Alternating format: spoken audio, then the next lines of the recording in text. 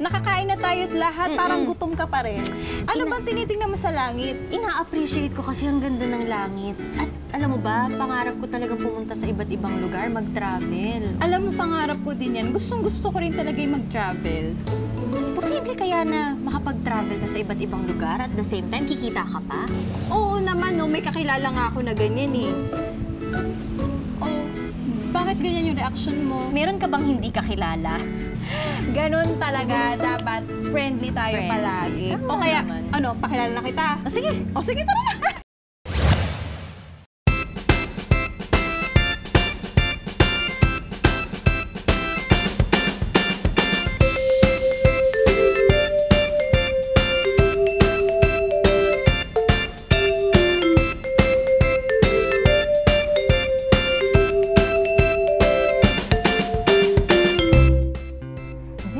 Love traveling? Or maybe you would like to start a new career for you to be able to have a good job someday and enjoy it at the same time? Well, you can have both. Experience the delight of flying and also earn from it. I'm sure you guys are excited. Well, who wouldn't be? Kaya sa mga kagaya kong travel enthusiasts and also job seekers out there, let us explore the beauty and art of being flight attendants and cabin crews. WCC Flight Attendant School was established under the umbrella of WCC Aviation on 2006. Under siya sa pamumuno ni Binalonan Mayor Ramon Vigvico III. Actually, captain siya. Nakapangasawa siya ng flight attendant, ang aming directress, si Miss Maan Vico. Sila yung nagpasimula ng WCC Flight Attendant School. We have a hangar and airfield in Binalonan in Pangasinan, and we also have Pasay and Quezon City branches for flight attendant aspirants. May we direct your attention to the cabin crew who will now demonstrate the safety features of Dahil para talaga tayong nasa airplane, hindi mawawala ang demonstration ng ating mga cabin crew tungkol sa emergency guideline.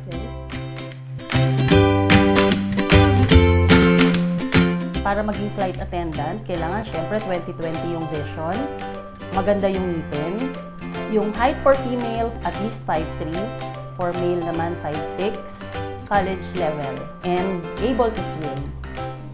Alam niyo ba mga ka-tribe, noong 1920s, ang mga lalaki ang unang naging flight attendant? You heard that right mga ka-tribe. Mga anak na lalaki lang ng businessmen who had financed the airlines ang pwedeng maging flight attendant. Pero nabago ito noong 1930s, where in United Airlines hired registered female nurses as stewardess. At ang unang babaeng flight attendant ay si Ellen Church, na isa ring registered nurse. She also first envisioned nurses on aircraft. At di nagtagal, naging mas marami ang mga babaeng flight attendant.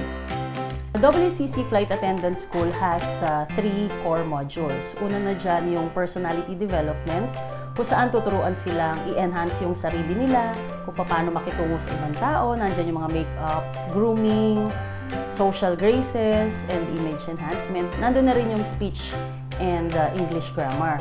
Second is the aircraft and safety. Doon tinuturo yung technicalities ng pagiging flight attendant. Halimbawa, yung parts ng eroplano, ano ang trabaho ng mga cabin crew inside the aircraft, ano yung mga dapat gawin in case of emergency. Yung pangatlo naman is the in-flight services.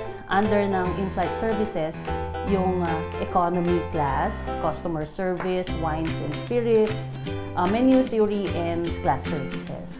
Dahil safety first muna mga ka-tribe, tinuturuan din ang mga cabin crew ng basic life support dahil responsibilidad din nila ang pagliligtas ng buhay ng kanilang pasahero. 45 days yung training na ginagawa sa ating school. Pero kapag naman na-hire na sila sa airlines, it could take 1 to 2 months for their training. So we will start by standing in a hesitation way, and we will teach you how to walk in a traditional manner by putting a book on your head.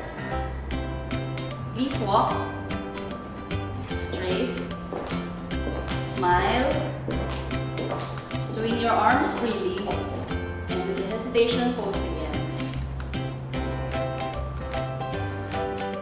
Feel ko na talagang pagiging flight attendant. Ang mga flight attendants sa loob ng eroplano ay may kanya-kanyang roles or position na ginagampanan. So we have what we call the aisle flight attendants. Sila yung mga nagsiserve ng mga inumin or pagkain sa pasahero. Meron din naman tayong tinatawag na galley attendants. Sila naman yung parang nagmamanage ng kusina ng eroplano. Yung term na galley, kusina yan para sa atin. And we also have yung mga supervisors or purser. Sila naman yung nagsusupervise ng buong cabin.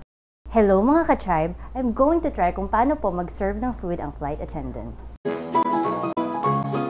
Hello ma'am, which would you like for lunch? Chicken or beef with rice?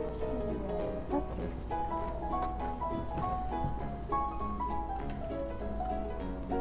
Enjoy your meal. Okay. Wala akong future dito. Would you like to read some newspapers?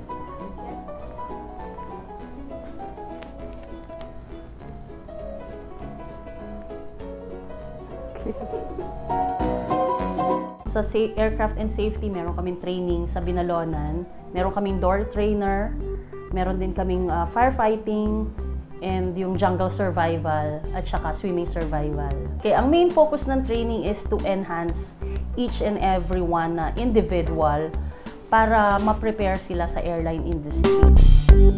Did you enjoy mga ka-tribe? Imagine it's not really easy being a flight attendant because you really need to take a lot of trainings before you master the art of being one. Kaya naman, we as passengers, we must also learn to respect them because this adventure is a proof that these people is more than just a set of pretty faces. Nakakapagod man, but I'm sure it is all worth it. Di man natin na-experience ang free flight, pero sigurado naman akong your set of new knowledge from today's segment already take you to places. Kaya naman sa mga cabin crew and flight attendants wannabe out there at para sa mga na-inspire on today's show, dream big and aim high!